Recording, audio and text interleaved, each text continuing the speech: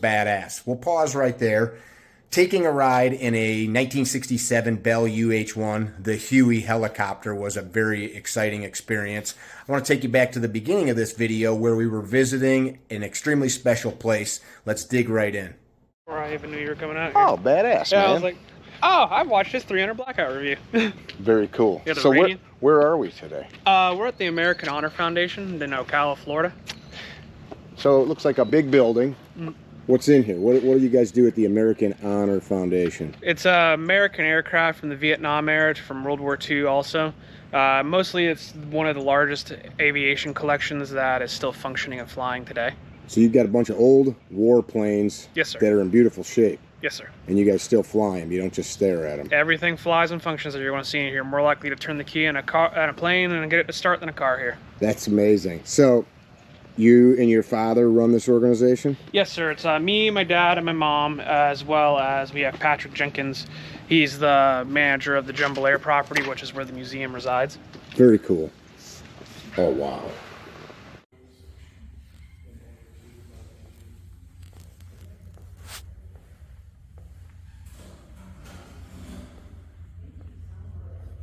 The main purpose of the foundation is to preserve and cherish the history, because we personally believe, and I've always been taught growing up as a kid, that the history, if we fail to remember it, we're doomed to repeat it. And as well, these heroes that served in these aircraft, such as the Corsair and the Sabre, that you see in this hangar here, without them, we'd be speaking German. And it allows us to teach the younger generations, specifically those younger than me, because I'm not exactly the oldest individual in the world, but I've noticed a lot, especially with the teenagers and people in high school right now, that they actually don't know what they're looking at half the time. I've been asked multiple times, what does that symbol on this plane mean? What does that symbol mean on this plane? And it's the German flag from World War II, and they think it's a German plane. In reality, it's the plane that kept them from speaking German and what won us the war. I dig it. What's in this building right here is our F4U Corsair, our F-86 Sabre, a Stearman T6 over here, and a Stearman. These were used a lot as trainers, right? Yes, sir. This one is what you'd fly before they'd stick you in a P-51 or Corsair during World War II. So you fly this and to learn how to fly that. Yes, sir. Yeah. These were taken off of aircraft carriers as well as the ground, right? Yes. Mostly during aircraft carriers. These were very big in the Pacific Theater. As you'll see in the other buildings in the museum, we also have a bunch of P-51 Mustangs. What's the significance of this old Ford? So this is an old Model T race car from back in the day. And what we're trying to also do is every plane has a car. So this is actually the same year the Stearman came out. So these were both made in the same year, and each vehicle we try to associate with something. So the Oldsmobile goes with the Sabre, etc. This was actually a close family friend's vehicle that we purchased from them. So it's the oddball of the group. It's not tied to a specific plane, but it looks nice in here with everything, so we leave it here. It's beautiful. That's beautiful. So this is cool. These things are what, 75, 78 years old, something like that? Some of them, yeah. I mean, some of them are probably, in my lifetime, will get over 100. The Sabre is one of the fastest planes in the fleet. It's second fastest overall, and this one was in tribute to Major George Davis, who was an ace in World War II and in the Korean War. What conflicts was this used in? Vietnam? Korean War mostly. Okay, this one was Korean War. This actually originally started out in Canada. Okay. Was part of the Canadian Air Force, and then they retired it, so we acquired it, and then we converted it to be what it is now, which is in tribute to George Davis and his plane misbehaving. How does a non-military person purchase a military jet? Most of them are actually easy to acquire. It's more of just an issue of funding. Okay. But a lot of them, I think what you mean is it's really expensive. Yes, this is not a cheap passion project we're doing here, but it is something we are doing because we view it as necessary for future generations. Dude, these things look like, it looks like we're at a car show. Everything is perfectly smooth and polished, and look at these welds. So some of the stuff has been refurbed or rebuilt. This plane especially has a lot of refurb on it due to the fact that there's very few of them even flying left in the world. Okay. Last I checked, which I could be wrong, was around 8. 8 of these are actually flying anymore? Yes. Really? The U.S. Air Force doesn't have... They usually scrap them. Yeah, it's the same thing they're doing with F-14s right now. Yeah, F-14s, when they're retired, they're just destroying them. This airplane contains a seat ejection catapult. Yeah, does it still have it? This one has a hot seat. Yeah, this plane has a hot seat, and then like an iconic design for the F-86 is actually the front leading edge of the plane. Functions, and this just gives you more surface area while you're flying for lower speeds. Yeah, it just makes it easier to land, and speed brakes and everything. This plane we're actually waiting on a new engine for, though, so she is currently down. How do you buy a new engine for a 75-year-old plane? A lot of them are rebuilds, Okay. but actually that engine over there under that picture is for a B-25, which you'll see later. You have a B-25 Mitchell here? Yes, sir. Wow. Yeah, that's actually what usually sits in this main building, but we're actually replacing both engines in it to get it up and flying again. But all the B-25 engines, even though, yes, that is a brand new engine, it was made during World War II. Wow. You know, it's cool. If you just stand there for 1 second, Yes, sir. you know, as you see these things on TV, while it's not a jumbo jet, you don't really get the sense of They just look a lot bigger in person. Yeah, I mean, they are big in person. I mean, that engine is... How long is each blade of this prop? 6, 7 feet? Yeah, I think this one's 7 feet per blade. So it's 14 feet across. How many horsepower? This one I actually don't know. A couple thousand, probably? Easily. Actually, I think this document over here has that. Oh, there we go. Yeah, 2,450. All right, 2,400 ponies. So that's like 6 pickup truck engines right there. Yeah. Heck, 7 it's pickup truck 2 engines. Hennessy Velociraptors right now. Yeah, there you go. Yeah. There you go. Yeah, and then some. 2 Hennessy Velociraptors and duct tape a Prius to it. Let's go see the steerman real quick while we're in here. Sure. It's amazing. So you guys have built this place so that people can come in here and appreciate the history. Yes. You guys fly these planes. Yeah, everything here flies. He actually took up the Corsair last week for its test flight because it just got a new pair of brakes and annual. Because these have the same maintenance schedule as any modern aircraft. Talk a little bit about the history of the steerman here. So the steerman, this one was ironically another personal friend of ours. Had this plane for a while. He actually used to show the steermans in air shows and during aerobatics. This is what you would either fly in combat during World War I near the end of it, or you would also do these as trainers for World War II. This thing is beautiful. And actually a lot of people today, these are used as crop dusters, and they're also used very common as a training aircraft. Oh, whoa. Just a hangar full of Mustangs? And an F5. It's tucked in the back.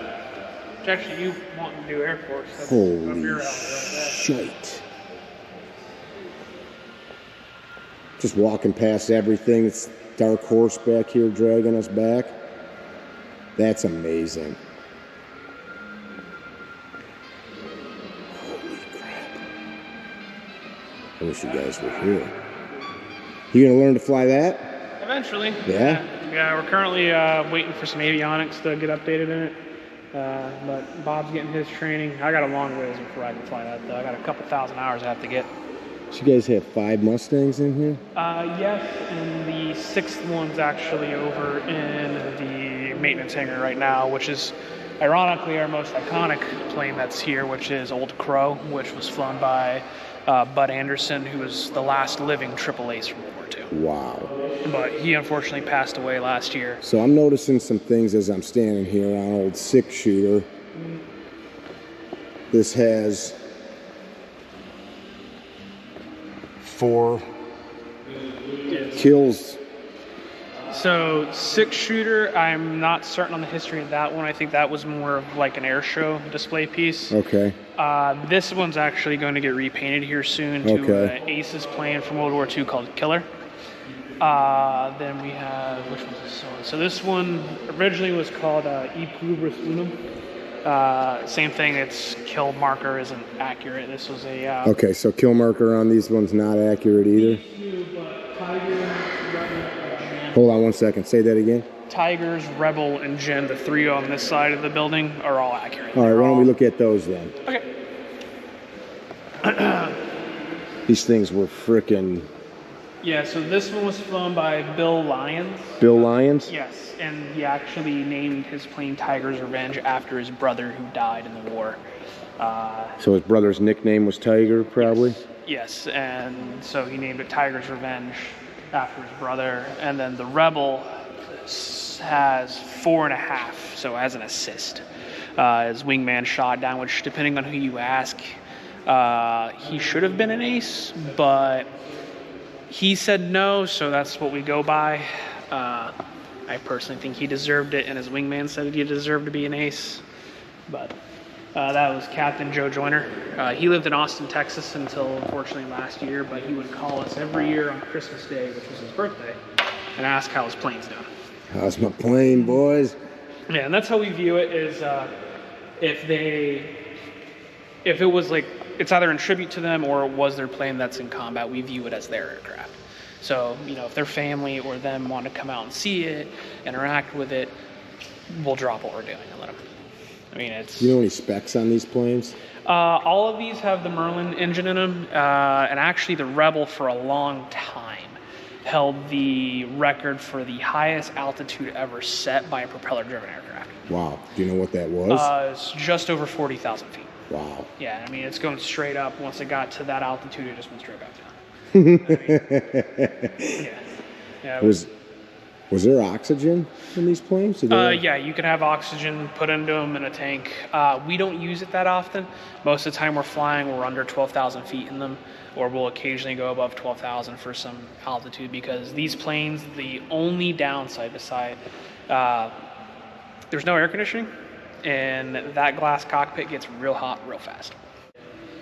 Okay, show me. Yep. Let's check it out. So that banner is actually for this aircraft. It's for the Rebel.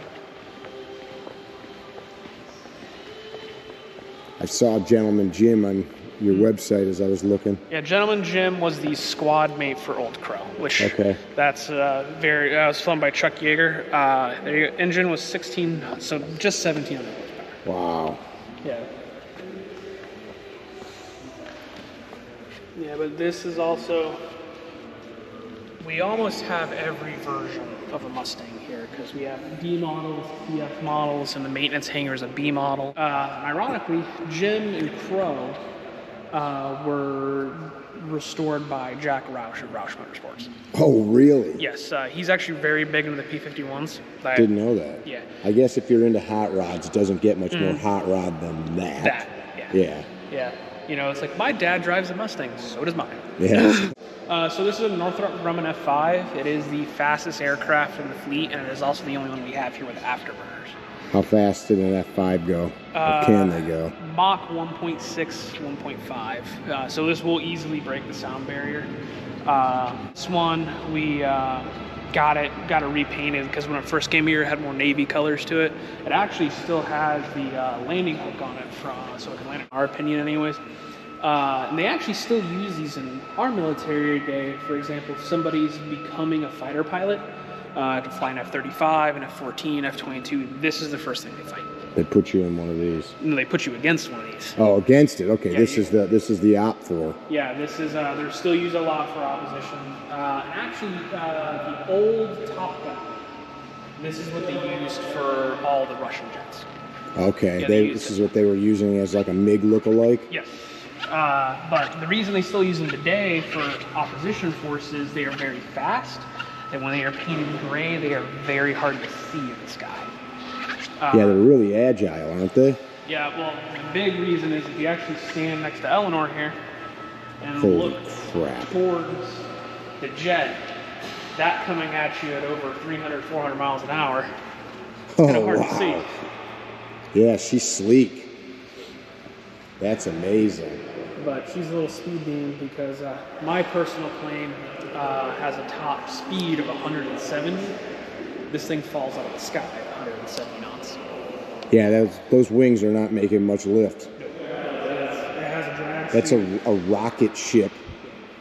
It's a rocket ship that identifies them. So these are still in standard usage around the world. Yeah, mostly for training purposes now, but there are a couple in combat world. Do you know what year this one was built? I think it was 74.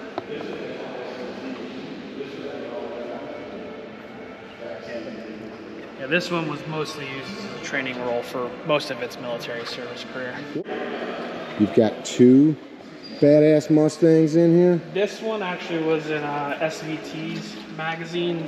This was we cut the coil towers out of it, changed the whole suspension system, and it fits. And this is every bit of a 200+ mile an hour car.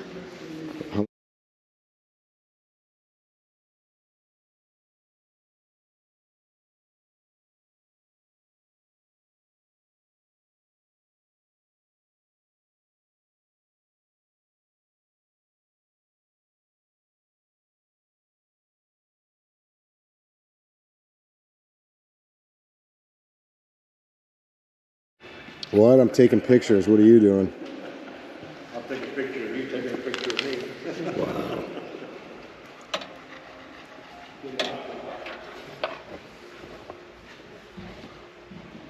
North American Aviation. Okay, cameras.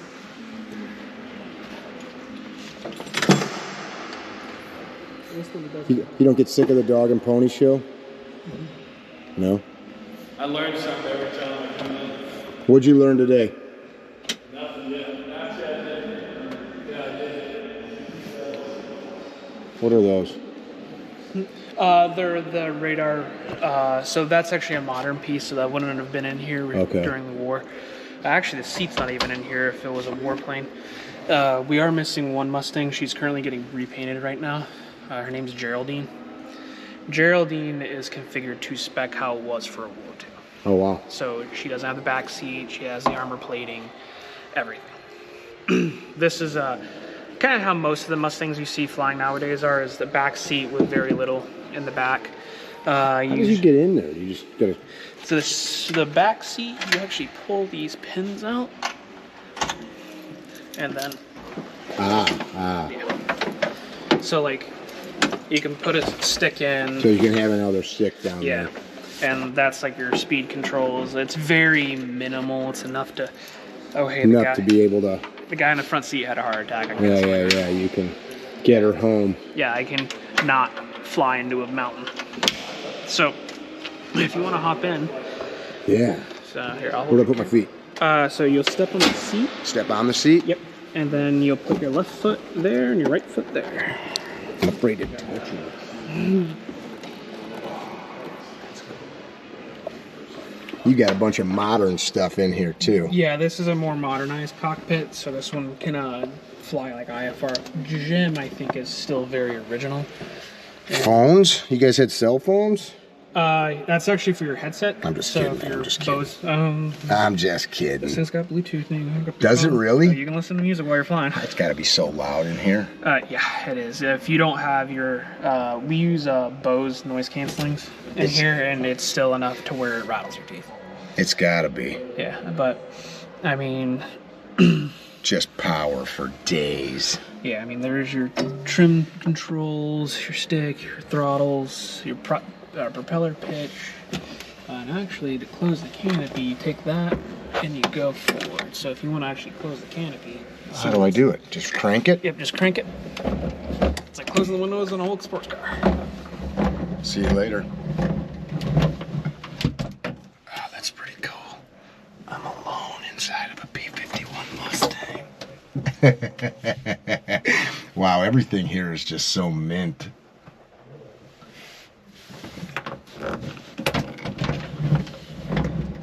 Oh, hi there. Would you like fries with that? You guys have probably used that one, yeah? Have you tried to get your dad to let you take a chick out yet? Unfortunately, legally, I can't fly these yet.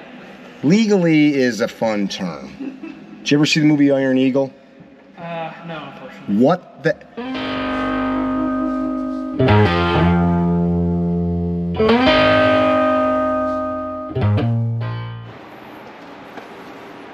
Smells like grease. Yep.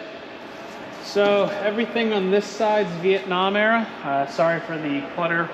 We just got some new display cases in to add some stuff to the museum. The gentleman who actually flew this Huey in combat and was in it once when it got shot down lives 10 minutes from the ground. Wow. And we didn't know that until he called us because he saw it flying around. Can I step up? Yep. He saw it flying around the property and actually got to look at the badging on it. And he calls us and he's like, I think you have my helicopter. So called him, brought him out. And usually veterans in general bring him out here if they want to ride or, you know, that's the main part of my job is just giving them tours. Because this is what the museum's mostly for, is to give back to the people we serve. Because both me and Bob are civilians. We never served our country like this, so it's on our beliefs that it is our duty to preserve and protect this and then give back to the people who allowed us to do this. So badass. Yeah, but that's one of the only civilian-owned Cobras in the world. Technically there's two. The other one's owned by Red Bull though, so that's kind of in a gray area. I didn't realize just how wide those blades are. That's got to be like 28 inches or so. I think it's 29. All right, well, I'm pretty dang close. Yeah. that's Yeah, huge. It's a wider blade than the Huey, but that actually has the same engine and transmission as the Hueys. Does it really? All it is a Huey that went on a diet and got really, really angry. Can I step up on there? Yes, sir. Yeah, all the platforms you're good to step on. So the pilot actually sits in the back seat of these, and the gunner's in the nose. So this is the Apache before the Apache was a thing. But this one was owned by a couple gentlemen. They actually flew Cobras in Vietnam. And one of them made a very successful business after the war. And they were all drinking around the fire one day. And said, wouldn't it be fun to fly a Cobra again? So they started buying pieces over time because this helicopter is very much the walks like a duck, talks like a duck, flies like a duck. It's probably a duck thing. On its registration, it's technically not a Cobra. No? No, it's a home-built aircraft because They pieced it together. they pieced it together over time. The fuselage of this helicopter was actually originally a tank target. So Oh, wow. we don't have proof, but I like to joke that this has been shot by an Abrams. Because it was when the Abrams was being used a lot for training that this was used too. It's also one of Bob's favorite to fly due to the fact that it's one of the only helicopters that has air conditioning. Got AC, huh? And AC seats. First Cavalry tags on here. My little brother Tom was in the first Cav. It might have been here. Not this one, but a gentleman flew this at some point. Because they all were First Cavalry. And I do believe Hal Moore, which Fort Benning is now named for, that was First Cavalry. This actually was at Fort Benning for Really? the reunion. I suppose one doesn't just go to Napa and buy a B-25 Mitchell engine. No, you have to order it through the, actually it's the same MitchellRepair.com or something? No, it's actually the people who made the engines during the war.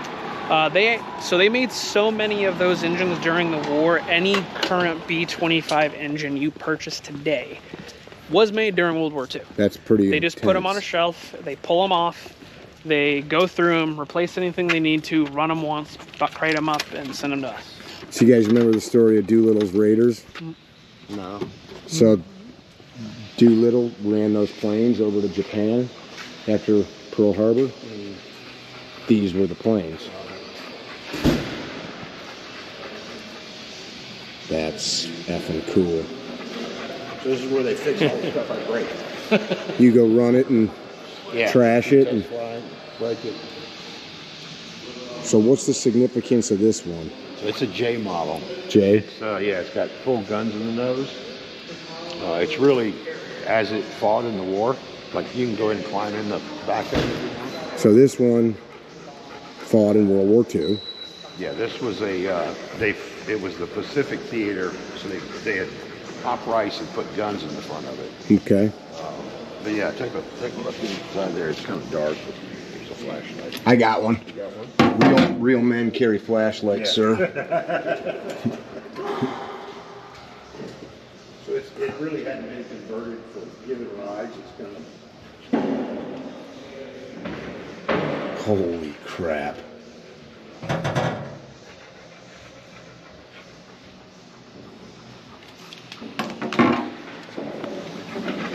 Signatures of B-25 guys on the bay doors, inside here in the bomb bay doors.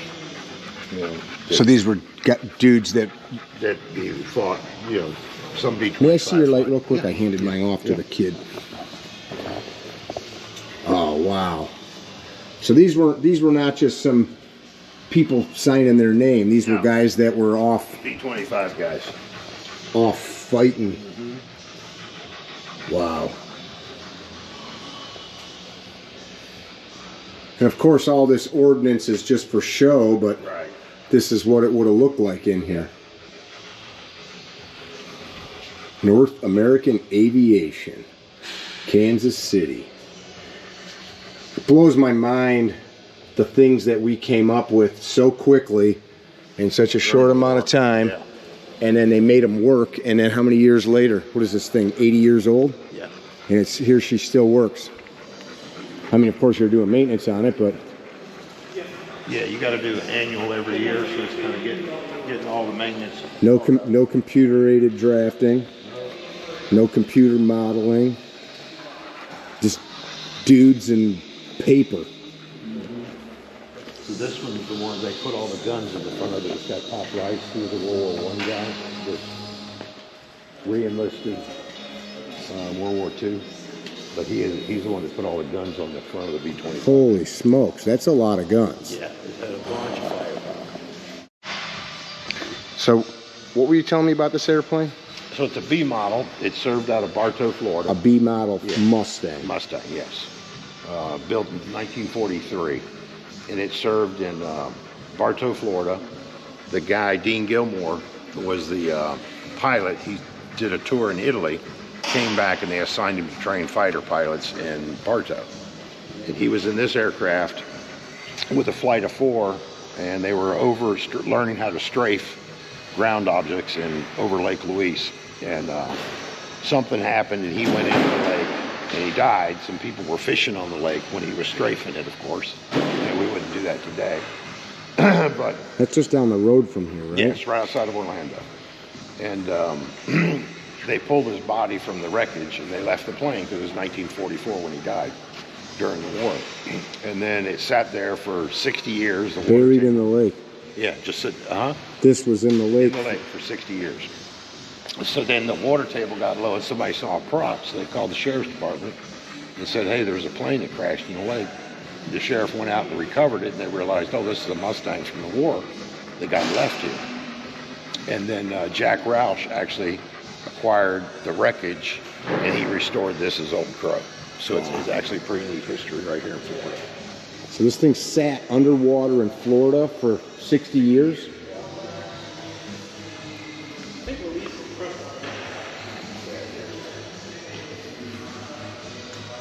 I see the hat. That's Jack Roush's hat. Yeah, so you give me a hat. The hat stays in the airplane now. No matter who you are, you destroy that hat, you ain't welcome here anymore. Let's get the new Dash 3 engine put in it now. Dash 3? Yeah, it's the Dash 3. The 7s were in the D models, and Jack built this engine specifically for this plane because it was a Dash 3 and a B model, which are very rare. How many ponies for this one? It's the same, 1,600 horsepower. What are you working on? Coolant system. Coolant system. Don't interrupt me.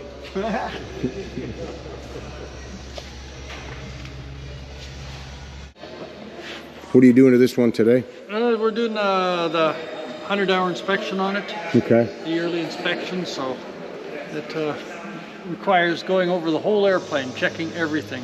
So I see you, I was just kind of watching, you were taking some notes over here. Making notes, writing down what needs to be fixed. So there's not YouTube channels on fixing these things. No. You got all the old books and Yeah, manuals. we have the old technical ordnance manuals, and so they're there, and they're all built the same back.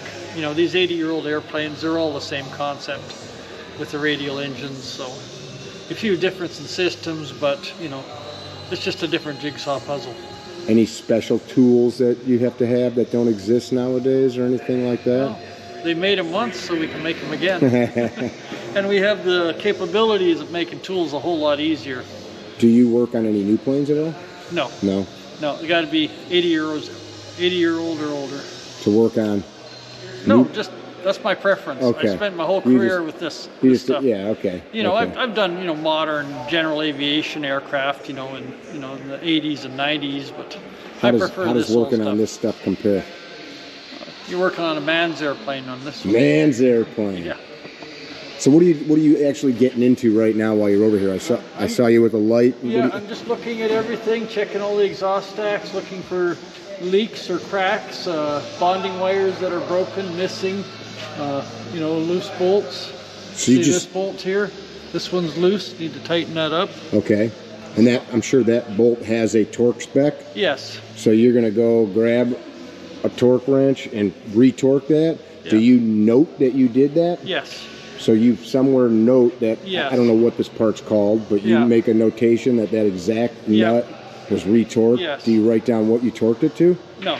No? You don't have to get that So you- detailed, or you'd be voluminous on all your paperwork. Okay. You just write you retorqued it, and you assume that you did it to the right torque spec. Yes. Okay. That's maddening. The torque's called Guttentight. That's German. Yeah. That's German. Good and tight. Very cool. I appreciate you sharing with me. Tell me your name again. John Mackinson. John Mackinson. You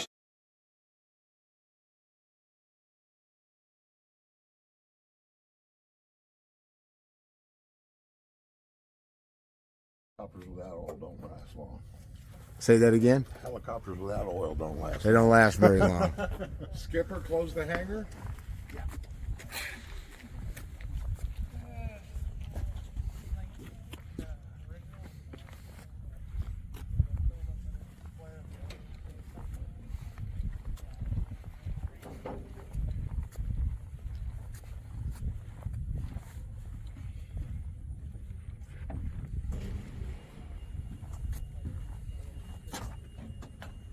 All right, we can start putting people in. All right, y'all ready? Yes, sir.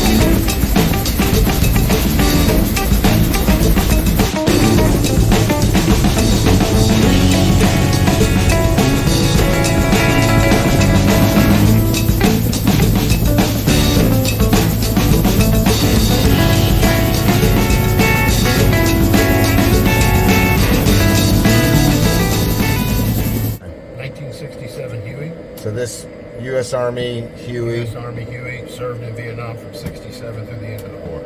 Wow. How long have you had it? We've had this one about 4 years now. And where are we? Ocala, Florida. And your foundation is? American Honor Foundation. Very cool. Located in Ocala, Florida.